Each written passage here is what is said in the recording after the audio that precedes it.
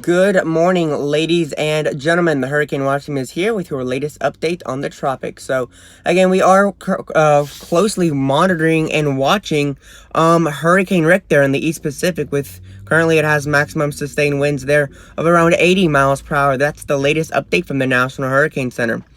We are watching that. It continuing to be the biggest threat is going to be mudslides, landslides, and flooding.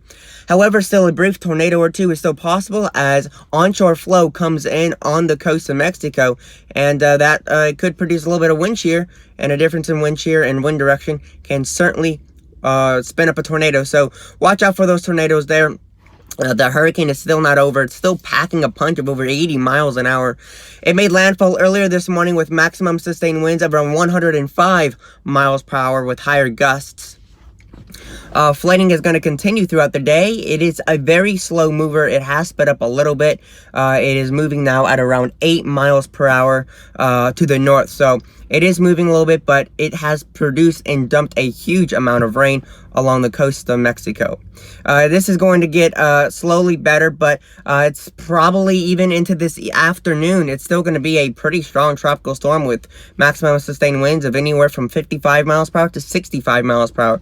So it's still going to produce some pretty strong wind gusts and sustained winds too.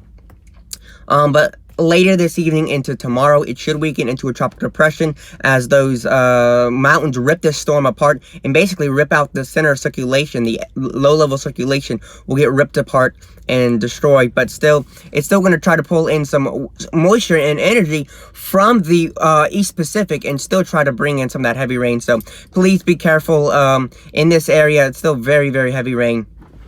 But right now, that's pretty much the latest we have on Hurricane Rick. Not a lot going on. Pretty much the same threats as always.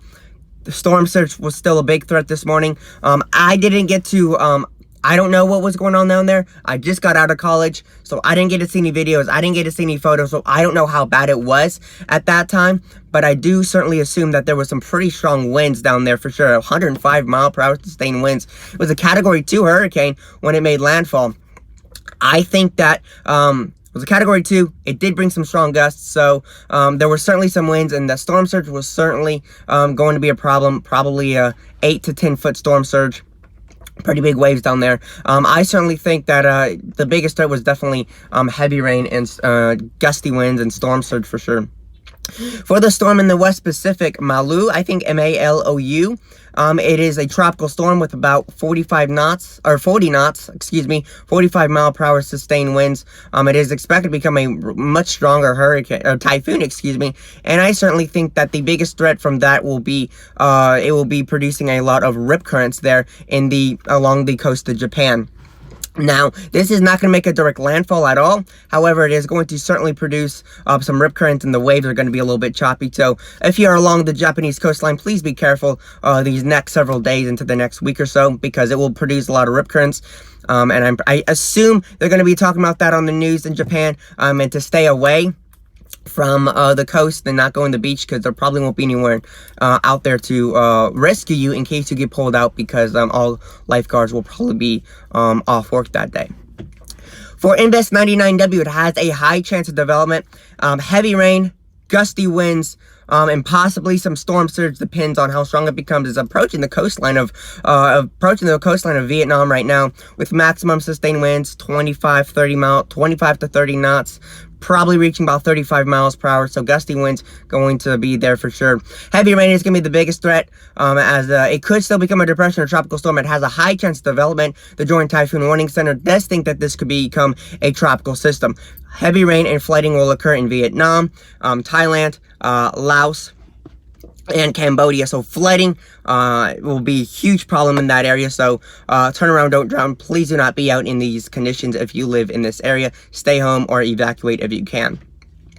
The last little thing I wanted to talk about was that system in the Mediterranean Sea.